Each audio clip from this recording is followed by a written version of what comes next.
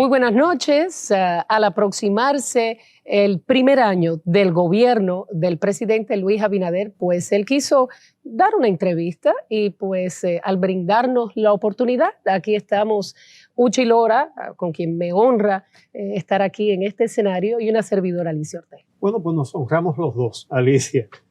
Y bueno, efectivamente, es muy importante señalar que el acuerdo para esta entrevista es que no hay temas ni preguntas preestablecidos. El presidente Abinader nos ha comunicado que viene dispuesto a responder todas las preguntas que querramos formularle. Así que esas son las condiciones. Muy buenas noches, señor presidente. Bueno, muchísimas gracias por estar presente y hacernos esta entrevista. Yo pienso que hay en este país que piense que con ustedes se puede planificar una entrevista, parece que tiene tiempo que no vive aquí. Y lo que queremos es estar como siempre hemos estado, abierto y transparente a cualquier pregunta, porque ni nosotros ni el gobierno tiene nada que esconder. Gracias, y le doy las buenas noches también. Gracias. Si usted tuviera que hacer una evaluación crítica de su propia gestión de gobierno al cumplirse casi un año, ¿cómo la evaluaría? ¿Y en cuáles renglones no siente satisfacción ahora mismo? Bueno, vamos a empezar entonces por lo negativo y pasar a lo que consideramos que son los aspectos positivos.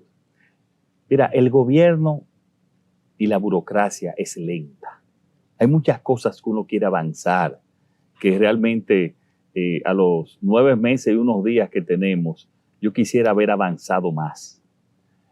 Una de ellas, en muchas de las obras que hemos tenido detenidas, no sé si, bueno, lo hemos explicado en varias ocasiones, más de 400 escuelas que están detenidas su construcción por un tema del presupuesto que sobrepasa lo establecido en la Ley de Compras y Contrataciones, y hemos tenido que acudir al Congreso para una ley transitoria. Eso no ha detenido esas obras, incluyendo también hospitales regionales, como es el Hospital Musa de San Pedro de Macorís, y otros hospitales también importantes, y también obras viales en ese sentido. O sea, toda esa burocracia nos ha detenido. También al empezar con una pandemia, no empezamos inmediatamente con la reforma policial y tuvimos que empezar unos 6 meses después. Con esa reforma policial, que al tener la toque de queda y el confinamiento, pues, como se dice popularmente, no le entramos inmediatamente a la seguridad ciudadana y a la reforma policial. Pienso también que en términos de los resultados de las distribuidoras, yo soy muy crítico con nosotros mismos y con nuestras ejecuciones y a veces con nuestros funcionarios. En las distribuidoras debimos avanzar más en términos de la eficiencia. Estamos dando más electricidad, así está en las estadísticas, pero debimos avanzar más en los recortes, en la eficiencia. También tenemos que admitir que los hidrocarburos han aumentado, pero ahí no me siento lo suficientemente, pienso que pudimos haber hecho más. Mira, Alicia y Uchi, yo estoy llevando ahora mismo 12 reformas al mismo tiempo.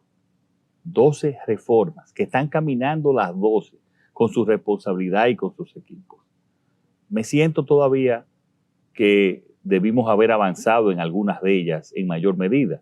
Esa es, por ejemplo, la reforma del sector eléctrico, que es una de ellas, aunque ya firmamos el pacto eléctrico y se están cumpliendo. La otra reforma es la reforma de la policía y la seguridad ciudadana, que también pienso que debimos haber avanzado más. Otra de las reformas es la reforma a la ley de seguridad social, que ya en el día de ayer pues lo anunciamos, un pacto con tripartito para trabajar, y creo que se va a avanzar bastante para, como dice la misma ley de seguridad social, hacer las modificaciones del lugar. Tenemos también la reforma en términos de la transparencia y la independencia de la justicia, que si bien lo hemos realizado de hecho en términos de un Ministerio Público independiente, es un tema pendiente para blindar realmente en el país un Ministerio Público independiente y una justicia que realmente no sea totalmente apolítica, apartidista y honesta.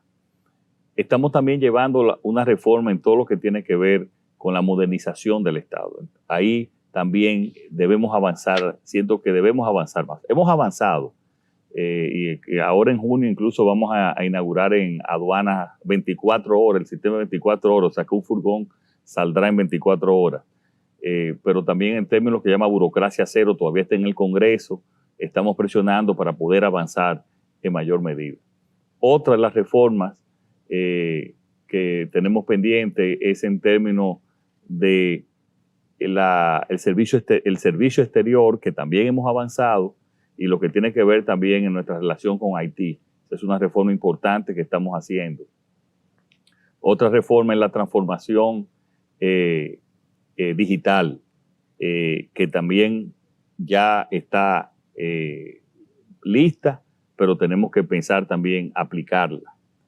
Otra de las reformas que tenemos es la reforma fiscal también, que es algo que primero va a ir con un consenso. Nosotros la vamos a llevar de toda la sociedad y estamos ya trabajando también en esa reforma fiscal.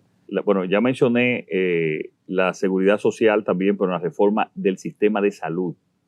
Este país no puede continuar con el sistema de salud. Nosotros tenemos que, si bien la pandemia nos ha afectado, pero también ha desnudado el sistema. Y otra de las reformas que tenemos también, y ahí no hemos podido avanzar y está pendiente avanzar, es en la reforma de la calidad educativa.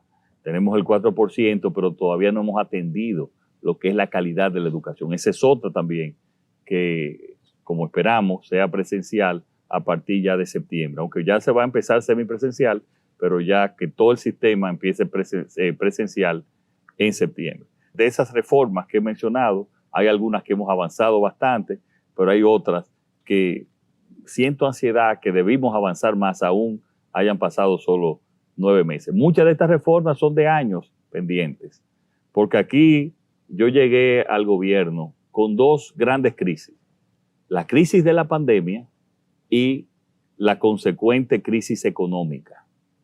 Gracias a Dios, la crisis de la pandemia, hemos avanzado, tenemos somos el segundo país latinoamericano de mayor nivel de vacunación después de Chile, tenemos un nivel de letalidad de los más bajos también, y en la parte económica ya hemos logrado reactivar la economía a niveles positivos, incluyendo también el turismo. O sea que esas 2 grandes crisis que encontramos, yo pienso que la hemos manejado de la mejor manera en términos relativos con la situación que está, pero aquí habían crisis de décadas, reformas por décadas, que todavía están pendientes y que nosotros le estamos trabajando concomitantemente, es decir, al mismo tiempo. Una de esas reformas, que es la reforma fiscal, ¿verdad?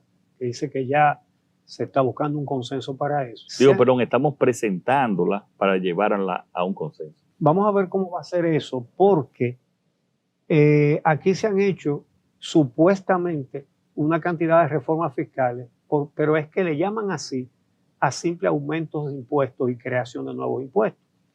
La reforma no se ha hecho en el sentido de que no se ha cambiado la base tributaria.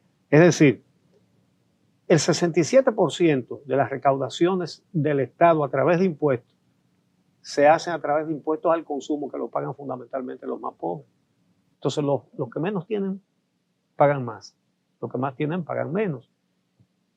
Esta reforma fiscal que se está planificando contempla eso, gravar más el patrimonio, las utilidades, que no el consumo. Mira, esto es una reforma integral, pero yo pensaba que te voy a mencionar sobre el tema de la reforma tributaria. La reforma fiscal, Uchi, no solamente es reforma tributaria, es reforma del gasto público. Es también que tenemos que gastar mejor. Y en eso hemos avanzado, pero también tenemos que mejorar. La gente habla de publicidad. Nosotros estamos gastando un 25% de la publicidad que se gastaba antes. Nosotros estamos gastando un 25% de todo lo que es gastos de representación de lo que se gastaba antes. Hemos eliminado muchísimas otras instituciones y creo que debemos seguir eliminando. O sea, la primera parte de esa reforma fiscal es la reforma del gasto público. O sea, la política fiscal es política del gasto público y política tributaria. Entonces nosotros también tenemos que decirle al país, miren, este es el presupuesto. Yo no quiero presentar una reforma tributaria sin presentar el presupuesto del 2022 y decirle, mira, nosotros le vamos a pagar bien, le vamos a llevar a los policías a $500 para que esos policías realmente nosotros poder exigirle y tener una policía profesional. Nosotros tenemos que invertir más en salud. Nosotros tenemos que llevar agua a todos los hogares dominicanos. Eso es parte del gasto público de lo que nosotros tenemos que presentar. Entonces, al mismo tiempo decir, bueno, ¿y de dónde lo vamos a sacar?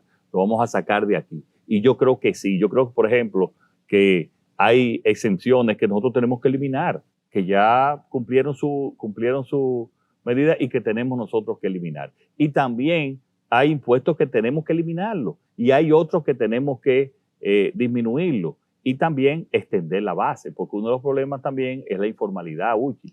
El 56% de la población dominicana no paga impuestos. O sea, es un tema que tenemos que presentar. Ahora, ¿en qué vamos a gastar? Es tan importante que cómo vamos a recaudar.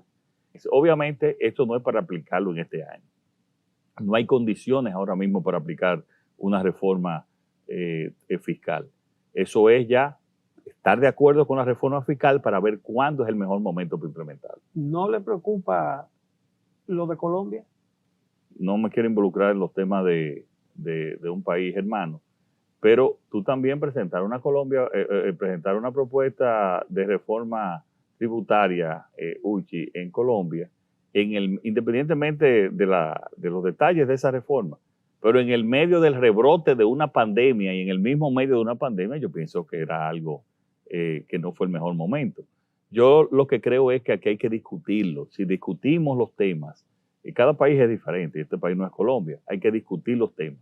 Ahora bien, mira, Uchi, para mí es muy fácil yo empujar y endeudarme más. Eso es fácil, ¿eh? Eso es lo que han hecho en el pasado. Sí, ¿por qué? ¿O reforma fiscal o más endeudamiento? O más endeudamiento, eso es lo más fácil, porque nosotros tenemos una de las presiones fiscales. Nosotros somos el país de menor presión fiscal, el penúltimo en menor presión fiscal después de Guatemala. O sea, es decir, que somos los que recaudamos menos en relación con el Producto Bruto Interno. Eso tiene que ver también con una gran parte de las exenciones fiscales que nosotros tenemos. Y eso, según lo dicen todos los organismos multilaterales.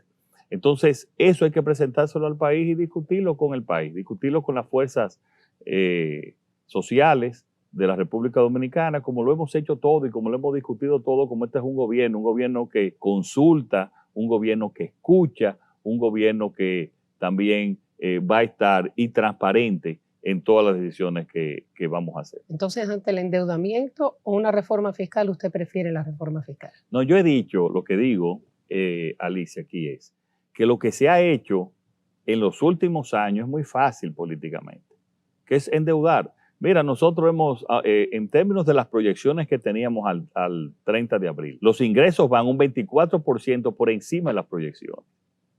En términos, o sea, estamos haciendo una buena administración tributaria. Entonces, lo que te repito es que es muy fácil, y lo más fácil políticamente para cualquier presidente es ir empujando, ir endeudándose, como ha pasado en los últimos años aquí. Eso es fácil.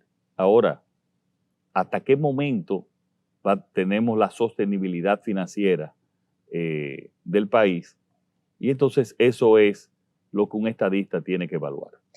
Uno de los mayores problemas fiscales, si no el mayor, de los dominicanos son precisamente las pérdidas del sector eléctrico. Usted brevemente habló de la reforma del sector eléctrico con un subsidio de $1.200 millones el año pasado, en 2020, aunque su gobierno ha proyectado que pueden reducirlo en unos $300 millones para este año. Algunos estiman que por qué no resolver de una vez por todas esa problemática antes de pensar en una reforma. Yo creo que sí, pero solamente resolviendo el sector eléctrico no se resuelve todo, pero pienso que sí, o sea, pienso que el sector eléctrico, fíjate que yo hablé de la reforma del sector eléctrico, no podemos seguir con un subsidio de $900 millones al sector eléctrico, que es lo presupuestado en este año.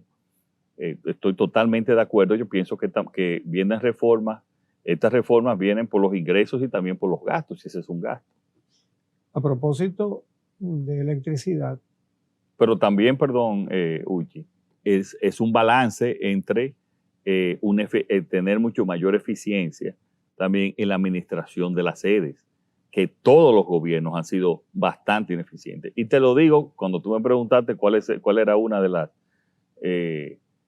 quejas que yo tenía, es que yo creo que en las EDES hemos debido de ser más eficientes. Hemos reducido costos en relación con lo anterior. Pero las pérdidas todavía para la sede bueno, hemos rondan disminuido un 28%. las pérdidas y hemos dado más energía, se ha dado más energía. Pero rondan un 28% todavía, sí, y por lo menos una de las EDES está en 34%. Sí, que es mucho, pero tampoco, Alicia, entramos en una pandemia con muchísimos problemas que hemos tenido que ser también, en cierta manera, suave en términos de los cobros, porque miren, a mí me ha tocado todo. Me tocó una pandemia con su consecuente crisis económica, con un enorme deseo justificado de transparencia en la República Dominicana, con un sistema de salud que necesitaba cambio, con un sistema eléctrico que necesitaba cambio, con una policía que necesitaba reforma. O sea, fue todo acumulado que me ha tocado. Y yo lo asumo, esa responsabilidad. Y seguiré trabajando en todas esas reformas. Pero y el país va bien dentro de todas estas circunstancias. O sea, hay optimismo. Somos el único país que los organismos crediticios no le bajaron el rating en temas de la deuda. O sea, que la gente está, y los organismos internacionales y evaluadores de crédito están viendo las acciones que nosotros estamos tomando. A propósito del sector eléctrico, el ministro de Energía y Minas dijo que Punta Catalina, la planta de Punta Catalina, podría ir a un fideicomiso. ¿Terminará en manos del sector privado? Puede ser un fideicomiso público. Es más, debería de ir a un fideicomiso público que para poder pagar también una serie de compromisos que tiene. Que vaya al fideicomiso. Hay fideicomiso público y fideicomiso público-privado. Eso todavía el gobierno no lo ha determinado. Pero sí pienso que es favorable que vaya a un fideicomiso público. La población se queja de los precios de la canasta básica que van en aumento. Sabemos que los precios a nivel internacional de los insumos, de la materia prima, han aumentado. Todo esto obviamente por la pandemia, pero esto no es consuelo para las familias que tratan de estirar ese peso en ese presupuesto familiar para enfrentar estas alzas. ¿Cuál es la estrategia del gobierno para realmente mitigar ese impacto, sobre todo con los más pobres? Todos esos aumentos vienen por factores exógenos. Tenemos, si hay un momento en que el campo está sembrado en la República Dominicana, es actualmente. Si hay un momento en que hay mayor producción avícola, es actualmente. Si hay un momento en que hay mayor producción porcina, es actualmente. Y están ahí las estadísticas. O sea, la agricultura está en sus mejores momentos de producción. Ahora bien, la urea, que es una de las materias primas para producir el fertilizante, se ha duplicado. El maíz se ha duplicado. Igualmente la soya. O sea, fíjate, no sé si han visto en la prensa que en Estados Unidos, en Argentina, están los mayores precios de las últimas décadas. O sea, es un fenómeno mundial. Y nosotros no escapamos a ese fenómeno mundial. Fíjate algo. Es muy fácil nosotros bajar los precios. Bueno, vamos a importar pollo, pero el pollo está más caro importarlo. Por eso, ¿qué puede hacer el gobierno para mitigar ese impacto? Lo que estamos haciendo es, por ejemplo, en el caso del maíz, estamos financiando para sembrar maíz en el país. En el caso también de sorgo, estamos financiando para sembrar sorgo en el país. Claro, eso no es de un momento a otro. Imagínate, para sembrar la cantidad de maíz que requiere la industria avícola, tú tendrías que sembrar 3 millones de tareas de maíz. O sea, no es fácil. nosotros estamos trabajando en esa parte. Hemos hablado con todos los, tanto con los sectores agroindustriales, para decirle que no aumenten en la misma proporción. Le hemos dado subsidio directo, por ejemplo, en el caso del pan. Tengo que decir que en el sector avícola han resistido y no han subido en la proporción que debieron haber aumentado, y asimismo también lo hemos hecho en el caso también con las industrias en cuanto al aceite comestible.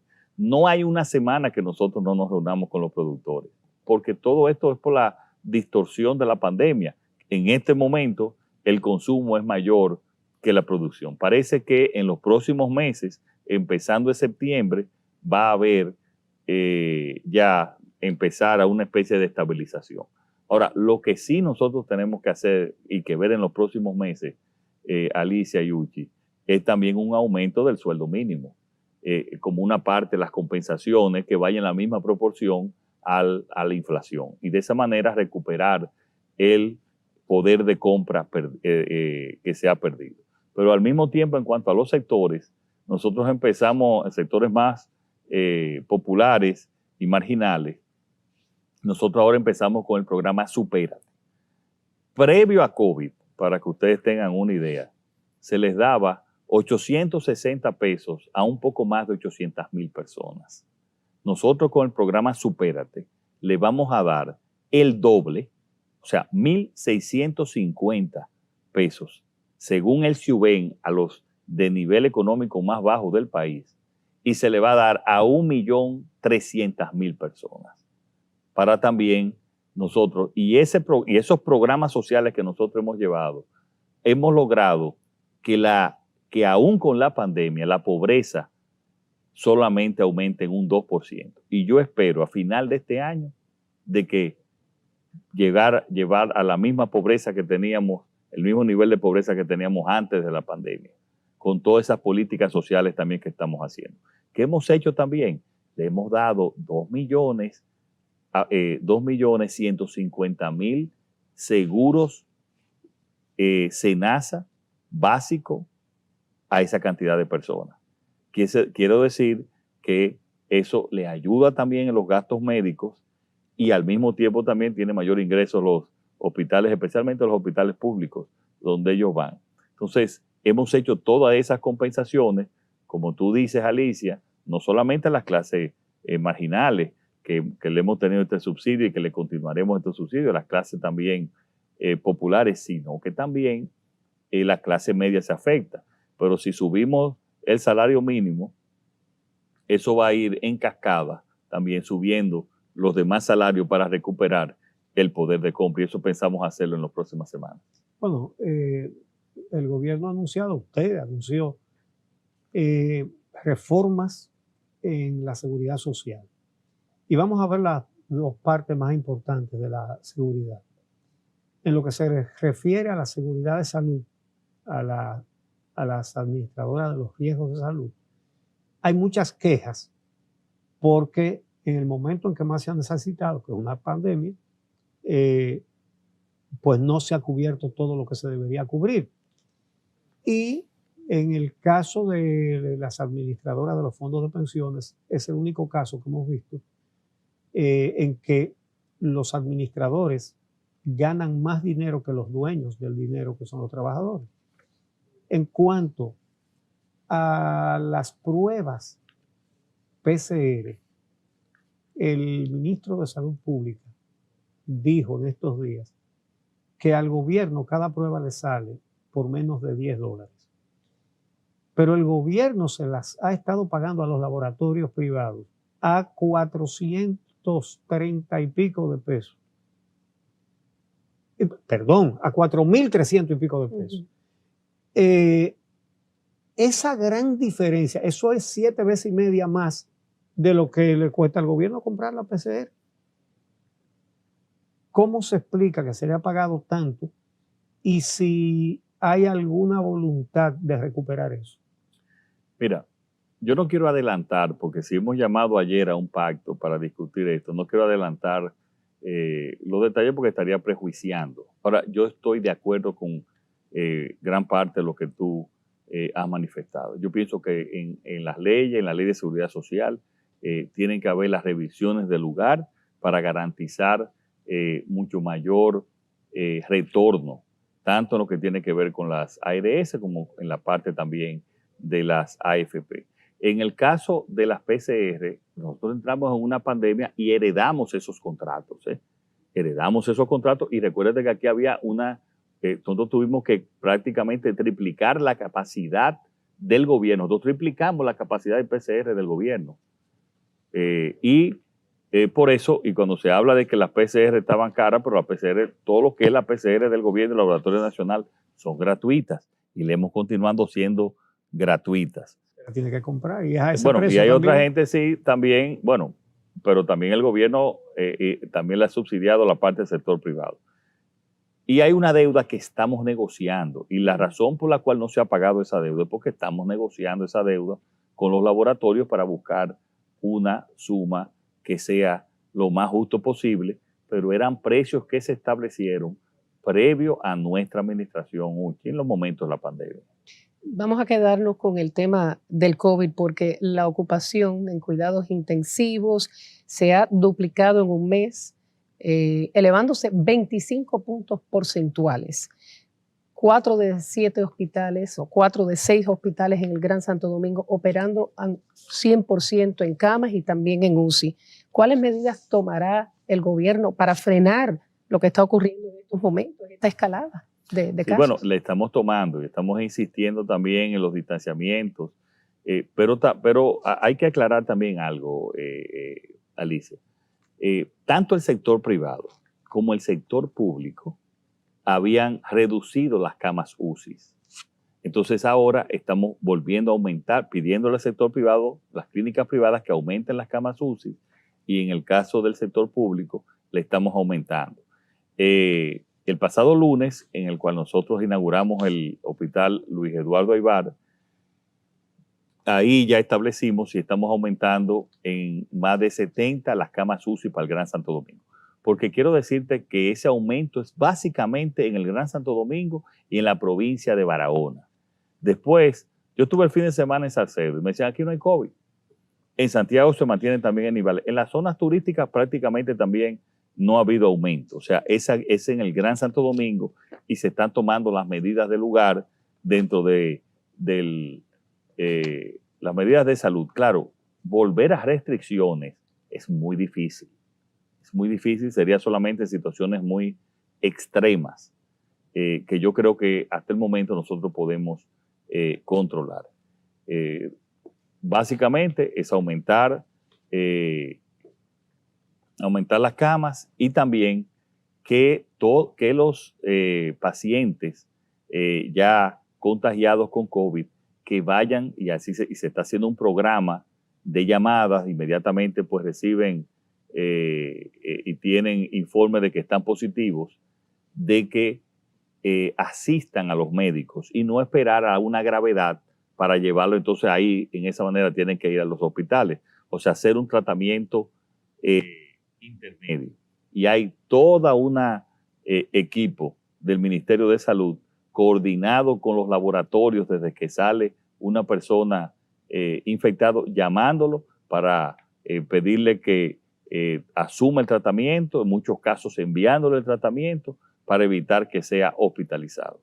Y también pedirle a la población, Alicia, de que acuda, que tenemos vacunas, que acudan a vacunarse. Cada vez más que más se vacunan, pues va disminuyendo la posibilidad de mayor contagio. A propósito de eso, el gobierno ha contratado ya 32.886.000 dosis. Somos 11 millones de habitantes, no se va a vacunar todo el mundo. ¿Qué se piensa hacer con las vacunas que sobren? Que no van a ser pocas. Sí, mira, todos los países, Estados Unidos ha contratado 5 veces, Uchi, y todos los países de Europa han contratado entre 4 y 5 veces también. Nosotros no podemos depender, porque ya tuvimos un fracaso, no podemos depender de una sola fuente. Tenemos que asegurar las vacunas a los dominicanos y a las dominicanas. Eso se está haciendo con total transparencia y comprando directamente a los laboratorios y al sistema también COVAX. En el caso de Pfizer, los médicos piensan que hay personas que se pueden vacunar con Pfizer, que no se vacunarían, que no se vacunan con otras vacunas, y también, y es favorable tener esa combinación de vacunas como lo tiene Estados Unidos y como lo tienen otros países. Ahora bien, en el caso de Pfizer, no se ha pagado un centavo, y se va a pagar en la medida en que vengan al país. Eso es bueno aclararlo. En la medida en que ellos envíen vacunas, nosotros lo pagamos, las vacunas. En el caso de AstraZeneca, que es la que nos ha quedado mal, porque con Pfizer no le hemos dado un solo centavo, ellos nos deben a nosotros 2 millones de vacunas, que lo pagó el sector privado, quiero decir, no lo pagó tampoco el sector público. Entonces, el gobierno no le ha pagado. 8 millones de dólares. Sí, 8 millones de dólares. O sea, el gobierno no le ha pagado un centavo ni a Pfizer ni tampoco a AstraZeneca. Solamente le ha pagado porque lo han respondido a la compañía Sinovac, como ustedes conocen. Entonces, eso es, pero nosotros lo que tenemos que garantizar, uno no sabe lo que pueda pasar con cualquiera de estos laboratorios. Exacto. Y yo no puedo depender de un solo laboratorio, como el caso de Sinovac, que nos ha, y le agradecemos muchísimo, nos ha cumplido, pero puede pasar cualquier situación. Pero lo pregunto porque algunos médicos ya están diciendo que se pudieran usar para una tercera dosis que reforzaría. Eso lo han informado en el Gabinete de Salud también, que una tercera dosis, incluso combinada con otra vacuna, de otra vacuna, está siendo para las otras cepas y las mutaciones que hay, podría ser muy beneficiosa. Refuerzo. Exacto, esa es una de las razones también que el Gabinete de Salud ha querido contratar con Pfizer. Además, también es bueno saber que Pfizer es el único laboratorio que ha aprobado para vacunas en niños. Sí, de 12 a 15 años. No está autorizada, está autorizada, es la única de todas las Sí. vacunas. Entonces también dentro de esas vacunas, nosotros pensamos utilizar también las vacunas para los niños. Vamos a pasar al plano de la justicia. Las declaraciones del mayor Girón Jiménez en el caso Coral, quien dijo que la corrupción en los cuerpos militares y policiales sigue ocurriendo actualmente, nos lleva a preguntarle, como comandante en jefe de las Fuerzas Armadas, ¿qué medidas concretas ha tomado para investigar y detener estos hechos que narró el mayor Girón? Bueno, lo primero es que nosotros no tenemos constancia de que eso haya seguido ocurriendo. Y también ya la Procuraduría, la Contraloría General de la República, estos mismos, tanto el Ministerio de las Fuerzas Armadas como el CUSEP, le han solicitado auditorías a la Contraloría General de la República, que ya sí tiene capacidad de Contraloría. Entonces, se está procediendo a la auditoría de esta gestión para confirmar que esa situación no ha continuado. ¿Usted se la pidió a Contraloría? Lo pidieron los mismos cuerpos. Tanto el CUSEP lo pidió como lo pidió el Ministerio de Defensa. Cuando escuchó esas declaraciones de que eso estaba ocurriendo actualmente, ¿cuál fue su reacción? Bueno, fueron declaraciones, él no dio exactamente dónde estaban ocurriendo. Mira, Alicia, ahí en las Fuerzas Armadas, en cualquier lugar, yo estoy atento a que se utilicen de la manera adecuada todos los recursos públicos. Todos los días yo dedico varias horas a cuidar, a llamar, a investigar, a que vayan a hacer auditorías, a ver algunas denuncias, a determinarlas, de que los recursos del gobierno se estén utilizando de manera adecuada. Es más, yo le digo algo. El que comete en este gobierno un acto de corrupción o es un patológico corrupto o es un suicida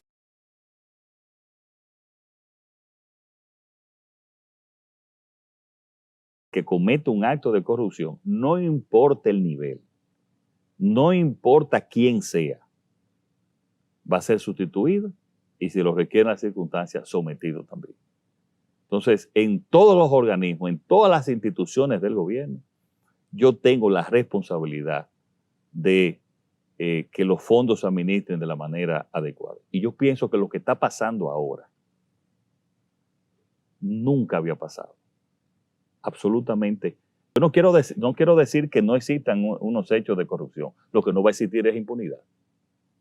Yo no puedo asegurar que en un gobierno tan amplio cualquiera no cometa un error o cometa, cuando digo error, un hecho de corrupción. Lo que yo le garantizo a ustedes que no va a haber impunidad si se descubre. Eso yo se lo garantizo. Porque además yo le digo algo a ustedes. ¿Y cómo nosotros podemos ir a esta sociedad a decirle, miren, hay que hacer esta reforma? Hacer lo mismo. Hacer lo mismo que ha pasado durante todos estos años. A que los políticos se roben el dinero. Ese es el cambio que yo estoy estableciendo en este país. Y yo estoy comprometido con eso. A propósito de eso, acaba de ser arrestado en Miami un diputado del PRM por temas de narcotráfico. ¿Qué le parece? Veo que en ese operativo participó la DNCD y el Ministerio Público de aquí también. Hay una total coordinación entre la DEA y la DNCD.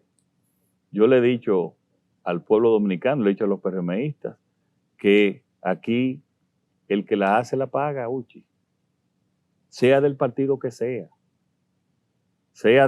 del nivel social que sea. El que cometió sus hechos tiene que responder por sus hechos. Y en ese caso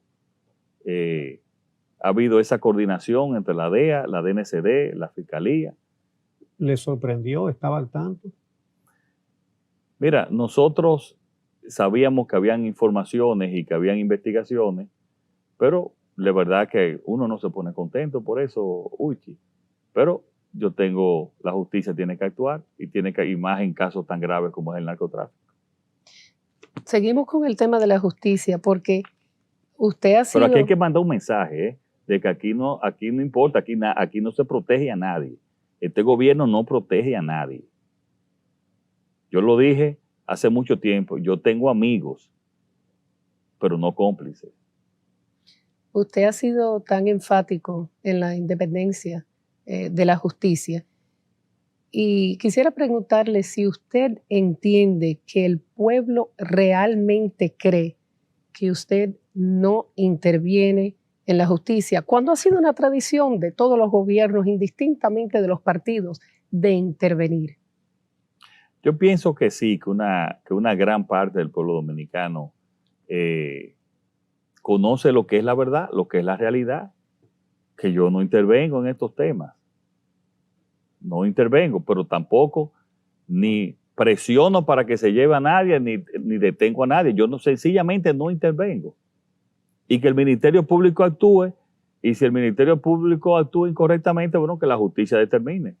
Yo supongo que por usted ser el presidente le informan sobre los allanamientos cuando van a hacer unos allanamientos. No es así, no. No le dicen, vamos a hacer allanamientos para que usted esté al tanto, señor presidente. Nos dan informes ya en el momento que se están realizando. Mira, se informa para esto, sencillamente para temas incluso hasta de seguridad, pero a nosotros no nos informan de manera previa. Yo no sé ninguno. Lo que yo me he enterado que hay, bueno, entrevistó Uchi a la procuradora hace un tiempo, ahí me enteré que hay casos, 100 o 500 casos, dijo ella. Tú me preguntas cuáles son los casos y yo no te puedo decir cuáles son los casos. Precisamente, durante el tiempo de la campaña electoral, la gente venía saliendo a las calles a reclamar justicia independiente. Y bueno, usted y su partido tomaron esa demanda de la gente, ¿no? Particularmente usted lo puso como una oferta electoral dijo que iba a poner un ministerio público independiente. Lo puso. Pero mucha gente no lo creía, ni tú lo creías tampoco. Que no. ¿Y cómo sabe usted lo que creo yo? Pero bueno, el caso es que, bueno, puso ese Ministerio Público Independiente y en la parte suya cumplió. Luego había también prometido una Junta Central Electoral independiente. Se logró, pero con ruido que puso su propio partido. En la Cámara de Cuentas fue todavía más difícil. Se logró también, pero se trató de meter políticos en eso. Y por otro lado, compras y contrataciones también. Todas esas acciones que yo creo que la gente va a No, pero en lograr. compras y contrataciones ya es una decisión directa del presidente. Sí. Y nosotros lo que queríamos buscar era una persona capaz e independiente y que no fuera partidista. Y yo creo que ha hecho una gran labor. Sí, ahora, esas otras entidades. Pero además los jueces seleccionados en el Tribunal Constitucional también fueron apartidistas. Sí, así es. Y van a venir ahora el Tribunal Superior Electoral y van a ser apartidistas también. Por lo menos eso lo va a hacer lo que nosotros vamos a presionar. Bueno, pues mañana puede ser presidente Píndaro de la Cruz o cualquier otro. Y poner a sus amigos o sus compañeros o sus socios como procuradores, Cámara de Cuentas y todas esas cosas. Usted ha dicho que quiere constitucionalizar esas medidas. ¿Se ha avanzado en eso? ¿Qué se está haciendo? ¿De qué manera se va a constitucionalizar? Pues se necesitan 2/3 partes de los votos en el Congreso. Mira, estamos trabajando a ver cuál es el mejor momento de presentar esa reforma. Aquí una reforma constitucional tiene sus temores, pero yo tengo que dejar ese legado en este país, de que llevarlo a la Constitución para que nunca más el Ministerio Público dependa de las decisiones políticas de un presidente que tanto daño ha hecho a este país. Y ver de qué manera también podemos blindar la selección de la Junta Central Electoral. Uchi, ya todo el mundo aquí va a haber una elección en 3 años. No hay sobresaltos. Y así lo mismo vamos a hacer con un Tribunal Superior Electoral, donde nosotros fuimos, el PRM se debe. El PRM se fundó, Uchi, por el Tribunal Superior Electoral que nos dieron 36 sentencias en contra de nosotros. ¿Y qué yo voy a hacer? ¿Voy a hacer yo lo mismo? No. Yo voy a hacer para que nadie pase lo que nosotros pasamos.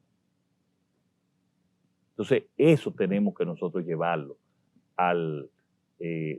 tratar de blindar por vía de la Constitución y por otras leyes para poder tener un país tranquilo, institucional. Yo lo voy a promover eso.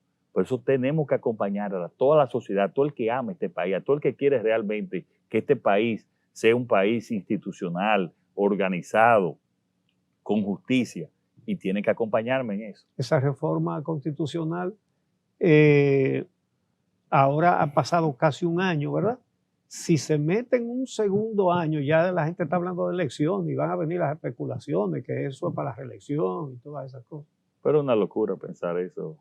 Pensar que ese es uno de los temas que tenemos que blindar, de no poder que se cambie la Constitución para temas del mismo periodo, que eso ha hecho muchísimo daño. Ese es uno de los temas que tenemos nosotros que cambiar. Pero yo creo que no, que va a llegar un momento, va a llegar su momento, va a llegar su momento. Pero hay que hacerlo. Y yo lo voy a hacer en estos 4 años. Tema de la corrupción. Tradicionalmente, y usted habló de las compras y contrataciones, tradicionalmente en compras y construcciones de obras del Estado ha existido la corrupción. ¿Le pudiera asegurar a la población esta noche que ya ha desaparecido esas históricas mafias que existen en esas compras del Estado? Aquí se ha desmontado cantidad de mafias que habían en muchísimas instituciones. Cantidad de mafias. a tal punto de que se ha duplicado la cantidad de suplidores del Estado por la confianza que hay. Aquí se han establecido métodos de alerta temprana, si los precios son o muy bajos o muy altos, porque puede ser peligroso si son muy altos o muy bajos en términos de compra. Y fíjate que hay una gran cantidad de obras paradas, como yo te dije al principio, detenidas, porque nadie te firma, porque incumple con la ley de compras y contrataciones. Se le buscó una salida conjuntamente con Carlos Pimentel para poder, porque muchos de esos casos también hay que admitir que no eran todos corrupción, sino que en esos casos que estaban de esas escuelas que hablamos, sino que pusieron un precio cuadrado en términos generales y crearon muchos problemas entre los ingenieros. Pero yo sí te puedo decir que desde el gobierno está desmontado. Ahora, lo que yo no le puedo asegurar a nadie, señores, es que algún funcionario actuando con las calificaciones que dije anteriormente, actúe en ese sentido. Lo que yo le puedo asegurar es que va a tener serias consecuencias desde el gobierno. ¿Cómo aseguramos que no ahora, porque todavía tienen miedo, pero en 3 años, que se enquistan? 3 años va a ser peor, Alicia, para ellos hacerlo. ¿Por qué? La Contraloría no controlaba nada. Ahora hay un proyecto de ley que estamos sometiendo, pero ya lo que va en el proyecto de ley lo estamos aplicando como asesores. Y en la Contraloría tú tienes, va a tener un subdirector de prevención de fraude, un subdirector de auditoría que me va a hacer auditoría cada 6 meses a todas las instituciones públicas. Pero además tú vas a tener una verdadera Cámara de Cuentas. Bueno, sí, Uchi lo mencionó, una verdadera Cámara de Cuentas que va a empezar a auditar a todo el mundo, de profesionales que conocen. En 3 años va a ser más difícil. Y cada vez con los mensajes que estamos enviando, son mensajes duros, mensajes fuertes. ¿Van a dar más dinero a la Cámara de Cuentas? Siempre ha sido un tema, el presupuesto y las habilidades que tienen para realizar esas auditorías. Sí, él tiene un por ciento, que creo que es un 0.66, me parece. Lo que ellos definan y determinen, primero, pero como mínimo, no menos de lo que dice la ley, me parece, es no menos de un 0.66, nosotros se les va a dar. Si no tenemos capacidad de controlar, lo que va a haber mucho más dispersión y corrupción. Es como el Ministerio Público. Igual que el Ministerio Público. Que es una inversión que Claro. puede ser productiva La mejor inversión. por la recuperación de bienes. Así pero es. Por otro lado,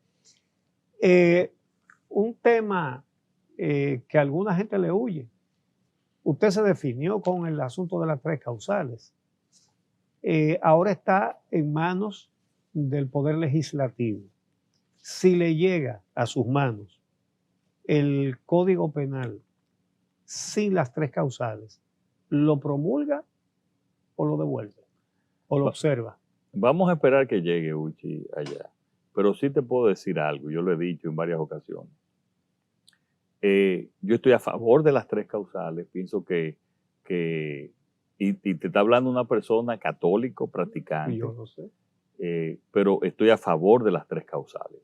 Ahora, no. Desde siendo yo candidato y con parte del liderazgo del PRM, tampoco dijimos, esta es la posición del partido, pero tampoco la impusimos.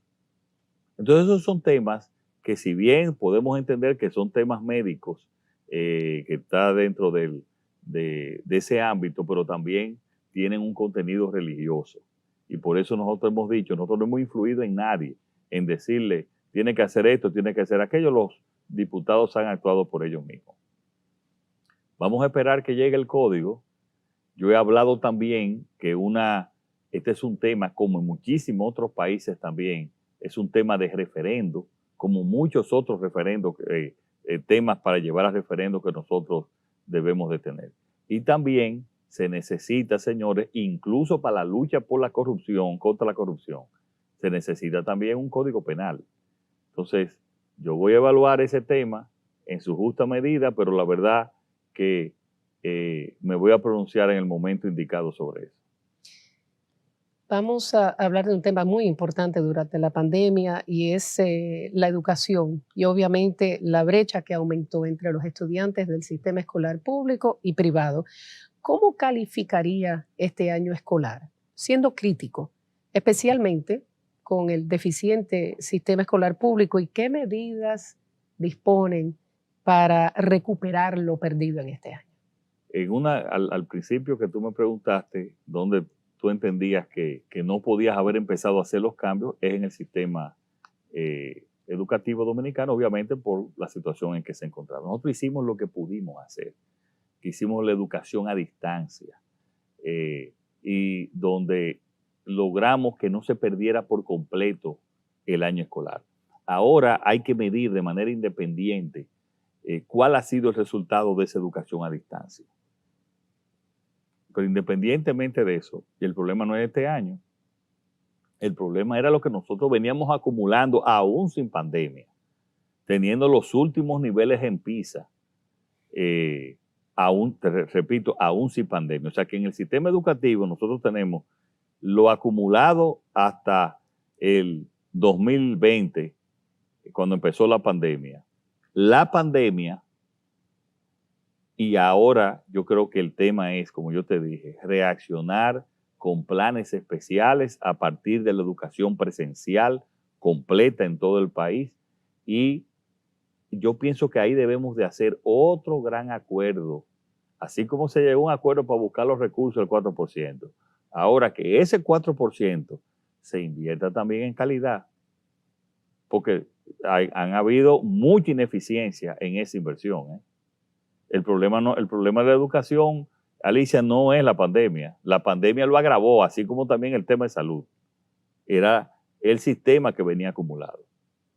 Entonces yo lo que te puedo decir es que estoy consciente que aquí hay que hacer una verdadera revolución en términos de la calidad del sector educativo. Ya nos estamos reuniendo, llamaremos a todos los sectores para, incluso personalmente, me voy a dedicar como presidente del Gabinete de Educación, lo creamos hace unos 2 meses, a mejorar la educación dominicana, la calidad de la educación dominicana. Mientras yo me preparaba para esta entrevista, por casualidad pasó un joven de 20 años y yo, como suelo hacer, le digo, ¿qué le preguntarías al presidente? 20 años, ¿qué le preguntarías al presidente si tuvieras la oportunidad? Y me dijo en menos de 10 segundos, lo pensó y 10 segundos y dijo, le preguntaría su opinión personal del sistema educativo del país y si enviaría sus hijas a la escuela pública. Mira, aquí primero te voy a decir sobre el sistema educativo. El sistema educativo obviamente es deficiente. El sistema educativo deficiente, pienso, y está dentro de los planes de nosotros también, cambiar a politécnicos. Yo creo mucho en el sistema educativo alemán, trabajé mucho tiempo con alemanes, creo que el sistema de politécnico es excelente. Es una pregunta que si respondo de cualquier manera, yo sé que se me va a criticar, porque si respondo de que sí, lo lleva a la escuela pública, me van a decir, eso es ¿y por qué no lo llevaste a la escuela pública? O le lleva a la escuela privada. Pero yo pienso que el sistema en general, no solamente el de escuela pública o el de escuela privada, hay que mejorarlo en el país. Es un solo sistema educativo, ¿eh? Y ese solo sistema educativo integrado hay que mejorarlo en nuestro país. Pero déjame aprovechar esa pregunta para hacerla de otra manera.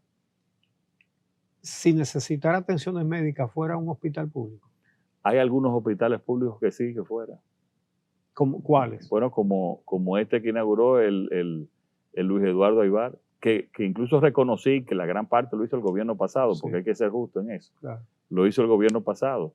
Pero hay otras que funcionan como un ONG, el que hizo el Centro de Diabetes, Obesidad y Endocrinología, que está funcionando como una ONG, que lo hizo la familia Vicini, ese es de primer nivel.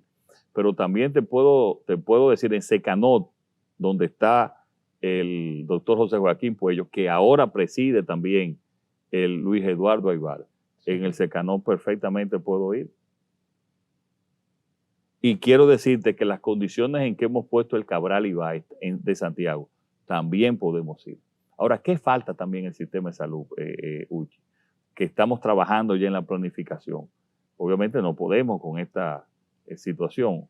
Falta una red de trauma en la República Dominicana, que si tú tienes un accidente en una autopista, saber dónde ir, en eso estamos nosotros también planificando. Falta una verdadera red oncológica entre el sector privado y el sector público. Si tú tienes cáncer y vives en San Juan de la Maguana, tienes que venir aquí a darte tratamiento.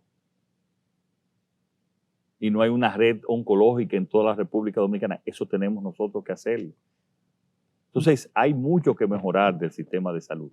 Pero hay sectores también del sector de salud y de hospitales que son buenos hospitales. Y tú sabes lo que estoy haciendo. A cada uno de esos hospitales le estoy poniendo un voluntariado de mujeres y hombres que están supervisando la gestión y auditándola. Un doliente. Sí, doliente. Pero yo te voy a poner este caso. Yo estuve esta semana, el pasado sábado, estuve en Salcedo, yo me estoy reuniendo con todas las juntas de vecinos de las diferentes provincias y del Gran Santo Domingo y de Santiago. Si yo viviera en Salcedo, yo pongo a mi hija en el liceo científico de allá de Salcedo, de donde han salido los estudiantes que han ganado premios en la NASA. No sé si ustedes lo han... Sí, sí. Es un liceo público. Y en cuanto a las relaciones con Haití y sobre todo este último episodio de un canal que se está haciendo a partir del río Masacre, ¿cómo está manejando eso? Nosotros estamos manejando eso en comunicación directa con el gobierno y le hemos expresado de que según los tratados eso no es posible, que no es posible que ellos tengan esa desviar, incluso sin control y sin previo aviso a nosotros, desviar el agua del río. Pero lo estamos conversando con ellos han sido receptivos, han detenido, hasta donde tenemos informaciones, han detenido el trabajo y seguiremos las conversaciones para ya finiquitar ese tema. Pero quiero decirte que de los acuerdos que nosotros hicimos con el presidente Jovenel Moïse, hemos estado avanzando bastante. Tú sabes que ya se está otorgando identificación del gobierno haitiano en el país a una gran cantidad de haitianos que antes eso no pasaba. Y nosotros le hemos facilitado y a través de los consulados haitianos y le hemos ayudado para que eso pase, lo cual nos está resolviendo un gran problema. Estamos trabajando también en el programa de los hospitales de maternidad en las fronteras, especialmente en la frontera de Dajabón y en la de Jimaní. Porque uno de los problemas que nosotros tenemos, Uchi, es que el 28% de las camas de maternidad la están ocupando ciudadanas haitianas. Y eso nos está creando una situación y nos está aumentando la mortalidad materna. Y ya tenemos el plan listo y ya tenemos varios países e instituciones que han ya ofrecido ayuda para construir esos hospitales, lo cual va a favorecer bastante. Estamos mejorando también nuestra colaboración en términos de colaboración en cuanto a la criminalidad y el narcotráfico. Eso es una de las reformas que nosotros estamos haciendo, siguiendo la conversación que tuvimos con el presidente Moïse. Qué bueno que Uchi hablara de las relaciones exteriores, que incluye Haití, nuestro vecino, porque tradicionalmente el Ministerio de Relaciones Exteriores ha sido una fuente de clientelismo político, o sea, donde familiares y amigos de políticos y personas que apoyaron la campaña son nombradas en el exterior. ¿Pudiera decirle al país que realmente ya esa vieja práctica no existe con lo que han impuesto hasta ahora? Lo importante ahora de esta administración es que tú todo lo puedes ver en línea. Nosotros tenemos el portal más amplio ahora mismo que resume toda la administración pública. Tú oyes a gente diciendo que gastaron tanto en esto. Qué bueno que sean auditores ellos y que digan. Y entonces que el sector público reaccione y que explique por qué. Pero pueden ver cómo se han reducido la cantidad de los funcionarios del sector en el Ministerio de Relaciones Exteriores. Pero más aún, Alicia, yo te aseguro hoy que la mayor cantidad de funcionarios y embajadores de carrera existen hoy en la República Dominicana. Y tú puedes ir y buscar embajadores de carrera en el país. No todos. Todos tienen la capacidad para ser embajadores y les sobra. Algunos que no son de carrera, pero tienen la capacidad y les sobra. Pero ahora, hoy, como embajadores, y en las multilaterales y en embajadas clave, hay también muchos ya embajadores de carrera que nosotros hemos respetado. ¿Y los demás empleados han sido igualmente tan selectivos como con los embajadores? Bueno, hemos seleccionado personas de capacidad también.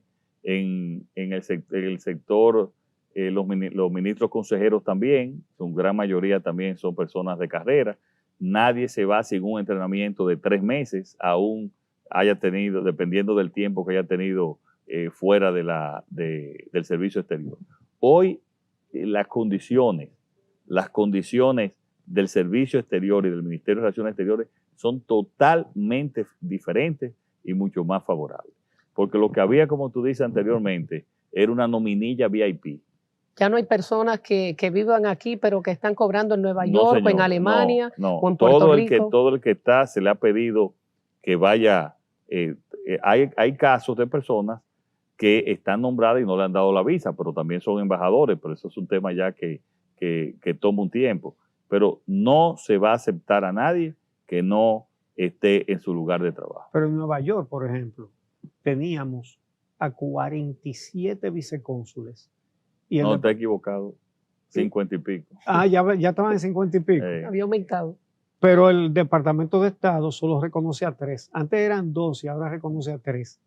Es decir, que había 50 que ni siquiera son reconocidos allá y muchos estaban cobrando aquí en dólares porque ni siquiera caben. Nosotros teníamos el nivel más alto también de delegación en la ONU. Eso ya no es así. Tú lo puedes, esa es la pregunta.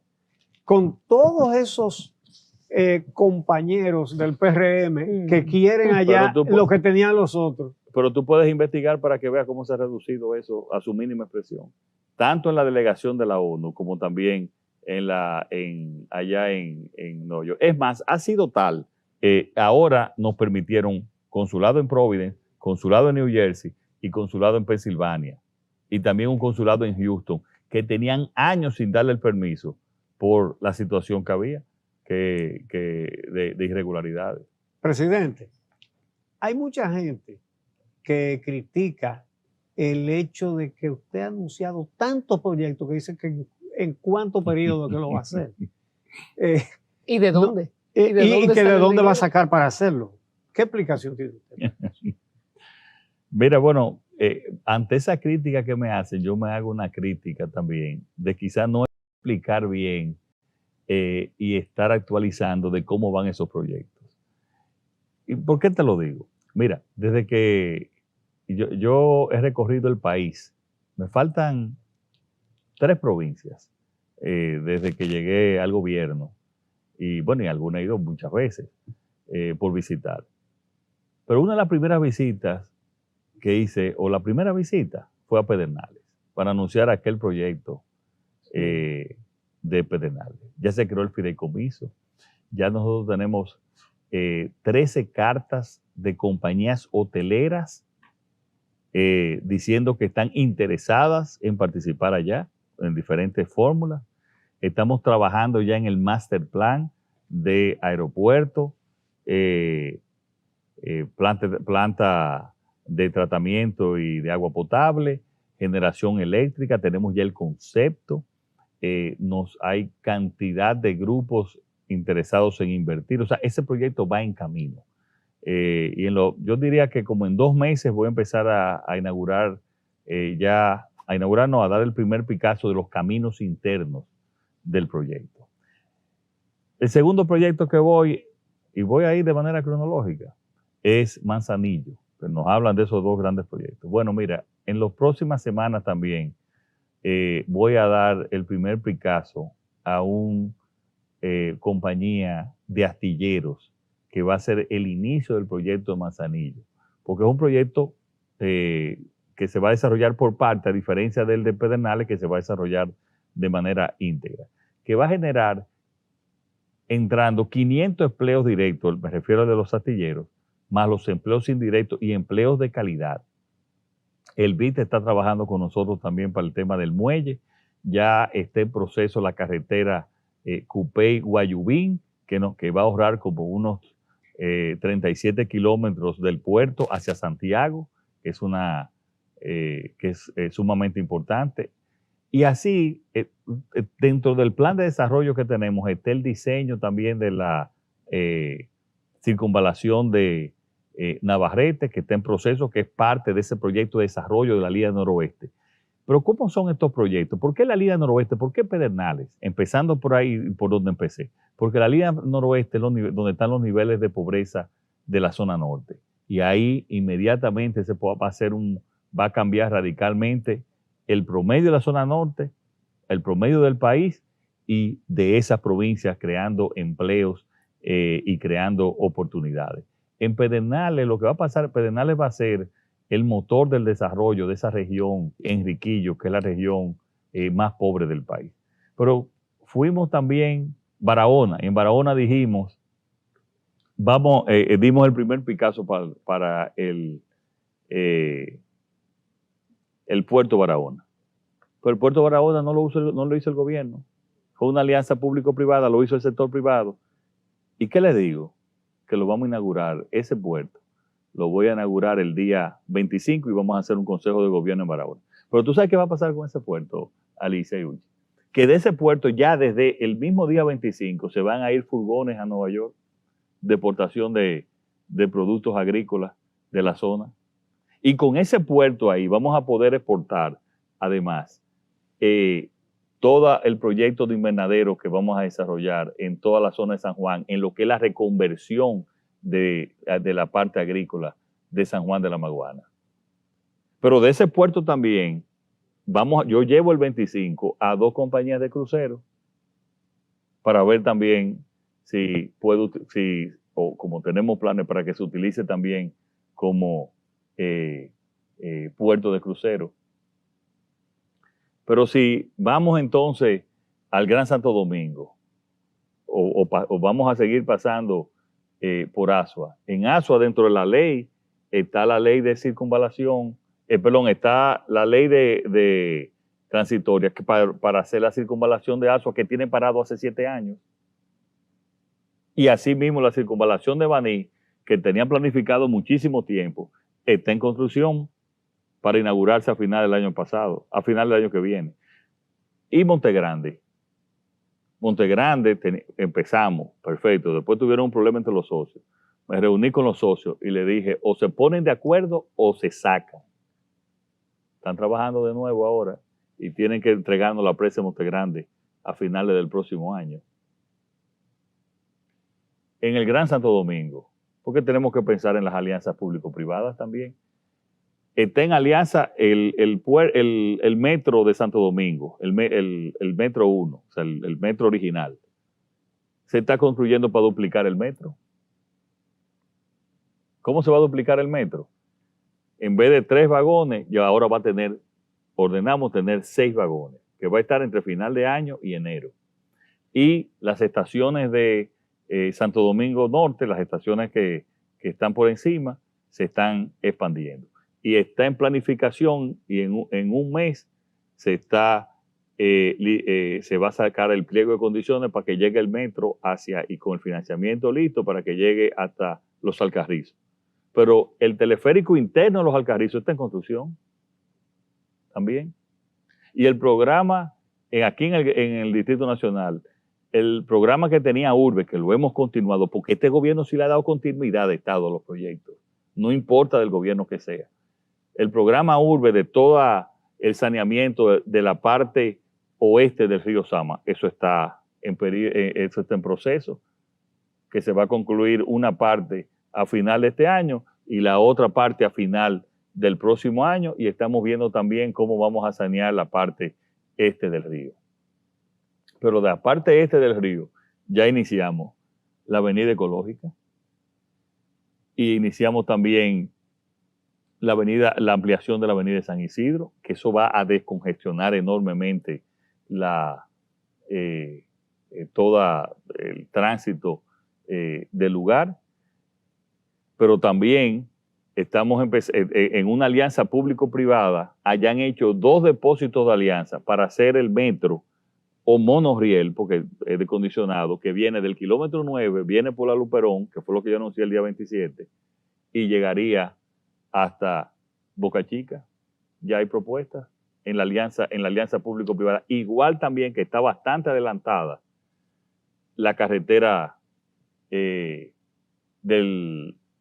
Coral, que te colocaría en 35 minutos entre Santiago y Puerto Plata. Digo, adelantada en términos de la adjudicación, porque también, señores, estos son procesos largos para respetar la ley, que te toma un tiempo, que 3 meses para esto, que 2 meses para aquello, y apenas tenemos 9 meses. Está el proyecto de relanzamiento de la costa norte, con todo el proyecto Bergantín, donde está involucrado Vin Diesel con unos estudios de cine, donde se está trabajando cada día ya en los diseños, y donde también va el Silicon Coast, el centro de innovación, que están trabajando todos los días también en esos proyectos. Pero cuando tú te vas a Samaná, ya hemos iniciado el proceso de la entrada de la ciudad de Samaná, que era pedido por los hoteleros. Y estamos trabajando en dos grandes centros de cruceros, ambos del sector privado, que tenían años ahí detenidos por muchísimas razones. Tanto un puerto crucero en Arroyo Barril, que tenga una APP, y un puerto en el mismo Samaná, que está en concesión. Y hemos facilitado para que ya termine, le hemos dado todas las facilidades que había empezado el gobierno anterior, el puerto de cruceros que está en el mismo pueblo de Puerto Plata. Hemos recuperado el turismo. En el mes de mayo ya va por encima del mes de abril. La estabilidad económica en términos de la tasa de cambio, el peso se ha apreciado. Tenemos el doble, Alicia y Uchi, de reservas monetarias que teníamos cuando nosotros llegamos. Han bajado la tasa de interés. Hemos recuperado, tuvimos crecimiento positivo en relación con el año pasado de febrero. Tuvimos crecimiento positivo y recuperamos la parte perdida en febrero y en marzo. Y yo espero también que los números de abril vayan también por la misma dirección. Esos son números que tienen pocos países en el mundo después de la pandemia. En San Francisco de Macorís estamos trabajando en la circunvalación y en un programa de aceras y contenes, que también lo tenemos en todo el país, porque aquí se hacían grandes avenidas y muchos barrios no tenían aceras y contenes. ¿Tú sabes a cuántos dominicanos le hemos llevado agua con una inversión de 1.600 millones de pesos? A 870,000 dominicanos. Presidente, con todos esos proyectos que enumeró, y muchos dijo era público-privado, pero hay un costo para el Estado. Todo ese dinero que el gobierno tendrá que invertir en esos proyectos, ¿ya está presupuestado? Todo está presupuestado. ¿Es parte del endeudamiento? Mira, yo les quiero decir a ustedes, yo me reúno todos los fines de semana y todas las semanas con juntas de vecinos. Todo, por ejemplo, en el día, el 25 de mayo, que vamos a hacer una junta de gobierno, un consejo de gobierno en Barahona. Todo lo que nosotros llevamos, señores, yo soy economista, ya yo sé de dónde, cómo lo vamos a hacer, lo que estamos anunciando, de qué manera lo vamos a hacer. ¿De dónde va a recortar? Claro, de dónde vamos a llevar el dinero, de dónde hemos recortado y mucho, porque hemos recortado en todas las instituciones y lo hemos llevado. Señora, nosotros desde que se creó el Ministerio de la Mujer, desde el año 2000, o sea, 20 años, con 3 casas de acogida, nosotros le llevamos a 15 casas de acogida. Pero me dicen que en las EDES, que votaron a muchísimas botellas que había, la nómina ha subido. Fíjate, yo quiero aclarar en esa parte también. Recuerda que fue una de las que yo te hablé. En toda la administración pública habían nominillas. Hoy no hay nominilla en ninguna administración pública. Entonces, en muchas de las EDES, y tú lo vas a ver en los próximos 2 meses, va a haber menor empleados que lo que había anteriormente. Y así se van a hacer mucho más eficientes. Pero no hay más, pueden haber igual. Pero se había anunciado que ya lo habían reducido. No, puede haber, no, se ha reducido, pero puede haber también, en algunos casos también. Por ejemplo, yo te voy a poner un caso, Uchi. ¿Tú sabías que no habían redes en Rancho Arriba? El municipio más productivo del país. No había energía eléctrica. Nosotros llevamos la energía eléctrica y no había estaciones ni nada, entonces se tuvo que llevar. Y así mismo ha habido una extensión de los sistemas eléctricos también. Y obviamente al haber esa extensión, pues han habido en esos casos mayor nivel de empleo. Pero esas sedes hoy han tenido, si tú ves en relación con el año pasado, hemos tenido los ahorros, están de manera más eficiente, pero no con la eficiencia, como lo dije al principio, que yo realmente quería. Usted sabe que usted mencionó esas nominillas y nosotros pues hicimos un trabajo con respecto a la Comisión Presidencial de Desarrollo Provincial y personas que estaban en la nómina, pero realmente no estaban trabajando y habían cobrado hasta 3 salarios. Después del trabajo bajaron la nómina y ya la nómina no se encuentra en la página web. Bueno, no sé si pero tanto las nóminas están en la Pero página. no está, Bueno, de esa comisión no yo voy está. a chequear. Ahora, esa comisión se hizo, esa parte se hizo porque yo después que tú lo hiciste, y eso es bueno cuando tú haces esos análisis de investigación porque nos ayuda. Ese grupo habían hecho trabajos especiales para diciembre.